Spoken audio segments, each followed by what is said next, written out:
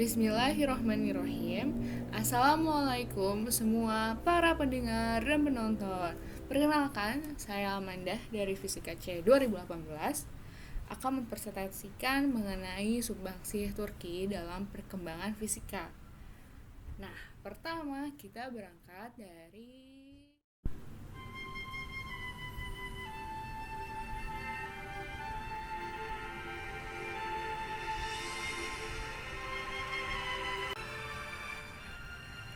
Dark Age Europe atau masa kegelapan bangsa Eropa.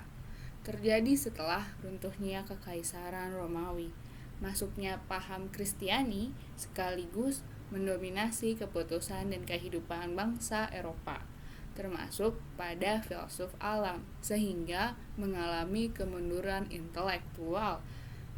Berlangsung selama 600 tahun, mulai dari runtuhnya Kekaisaran Romawi hingga kebangkitan bangsa Eropa pada abad ke-17, sekaligus membawa kebangkitan intelektual dan sains dengan mempelajari teks ilmiah dari bahasa Yunani dan Arab.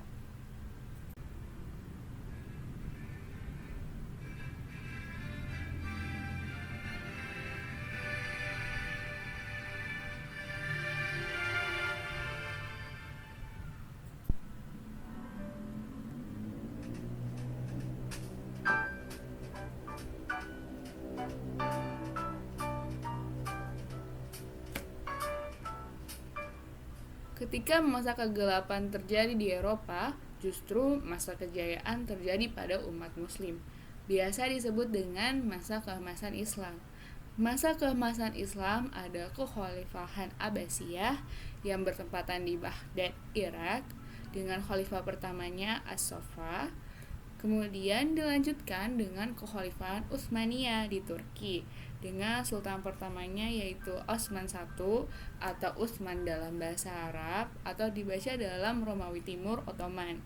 Pada masa Kekaisaran Ottoman, kemajuan perkembangan ilmu pengetahuan terjadi di berbagai aspek, dari mulai berdirinya sebuah madrasah hingga perguruan tinggi, dan berkembang pesatnya berbagai bidang ilmu pengetahuan, terutama yang akan kita bahas yaitu fisika dan astronomi.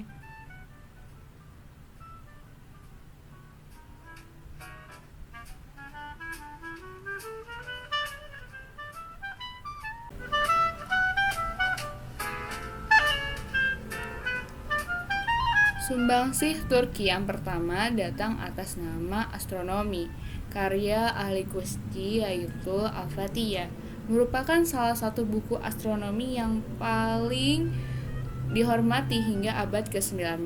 Bahkan buku yang awal penulisannya menggunakan bahasa Arab kemudian diterjemahkan oleh Sayyid Ali Reis dan dibuat ringkasannya dengan judul Mirat-i-Alam. Karya lainnya dari Ali Kusti adalah Risalah fi Asl al-Khariji Yumkinu fi al-Sufiyain, tentang model eksentrik planet dalam dan luar yang berhubungan dengan kosmologi astronomi.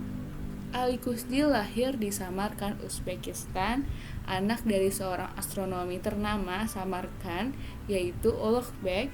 Ulugh Beg sendiri memiliki karya Zich-i-Ulugh Beg, merupakan tabel pengamatan bintang, matahari, dan planet lain yang saat itu sangat terkenal dan banyak digunakan oleh para astronom yang ada pada zaman itu.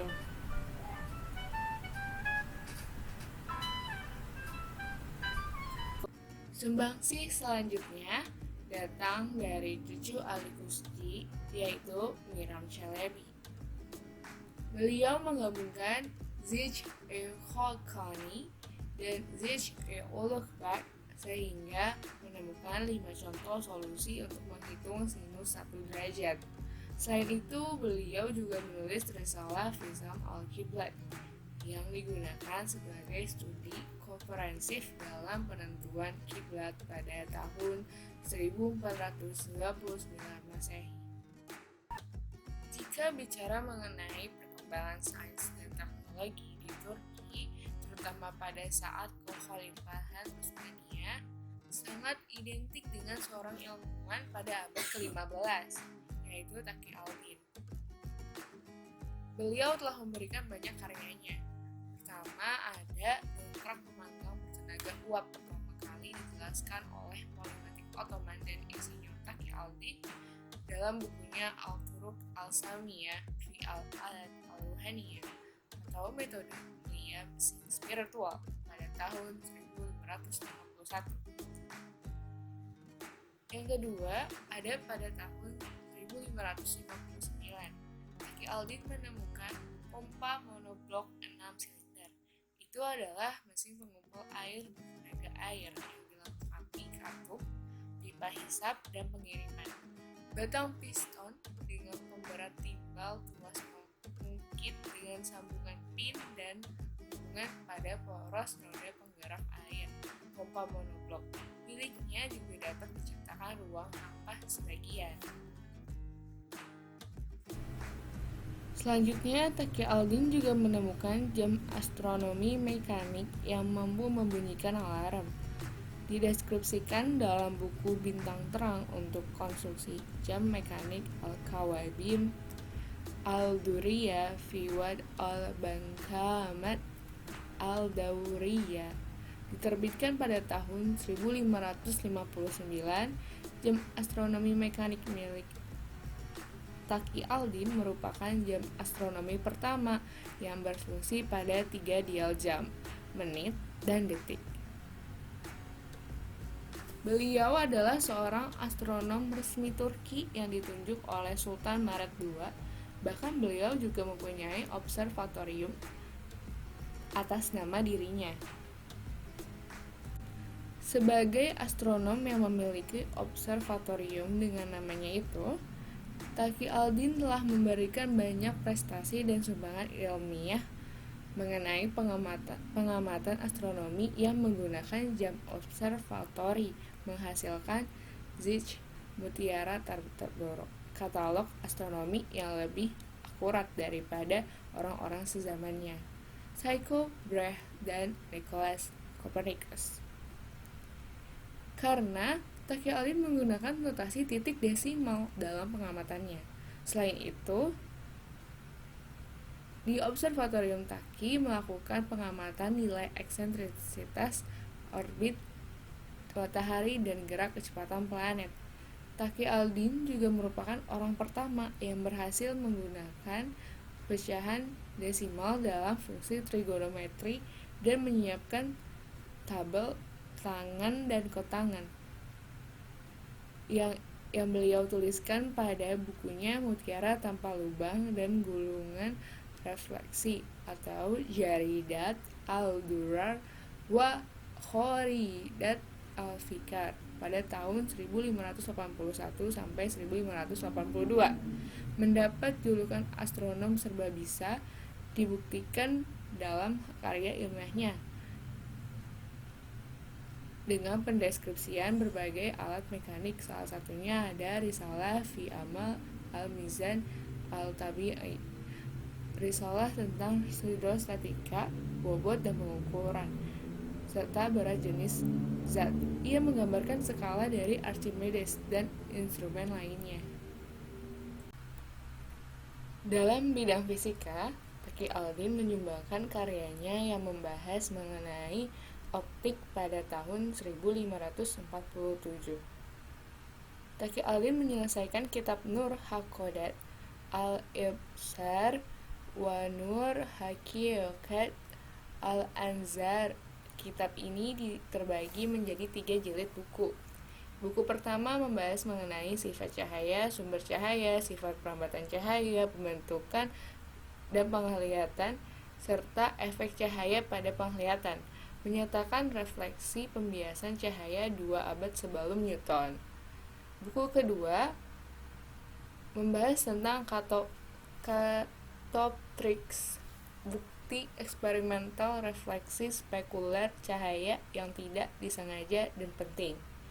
Formulasi lengkap dari hukum refleksi dan deskripsi konstruksi dan penggunaan instrumen tembaga untuk mengukur refleksi dari bidang.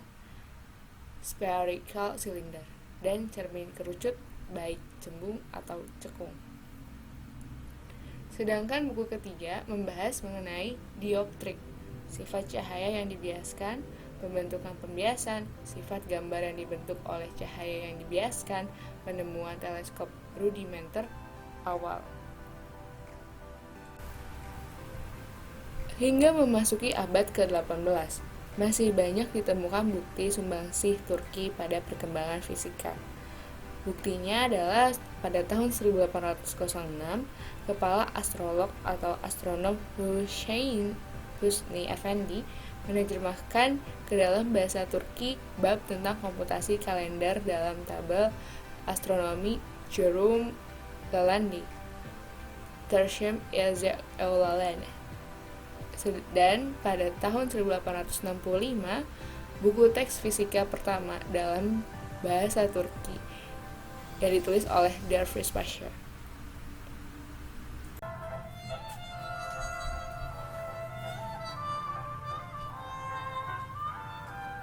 Sumbangsih Turki dalam perkembangan fisika sangat membantu perkembangan fisika pada masa Renaissance Eropa.